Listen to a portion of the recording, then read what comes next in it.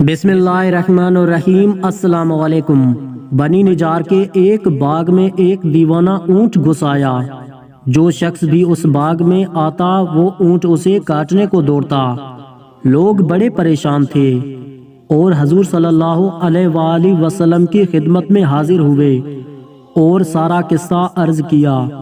حضور صلی اللہ علیہ وآلہ وسلم نے فرمایا، چلو میں چلتا ہوں۔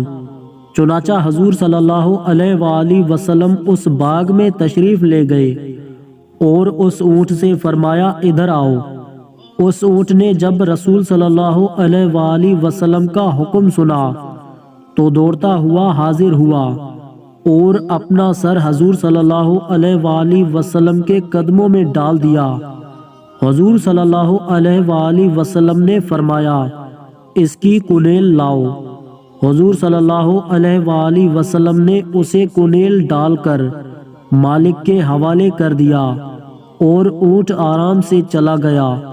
حضور صلی اللہ علیہ وآلہ وسلم نے پھر صحابہ اکرام سے فرمایا، کافروں کے سوا مجھے زمین و آسمان والے سب جانتے ہیں کہ میں اللہ کا رسول ہوں۔ سبحان اللہ۔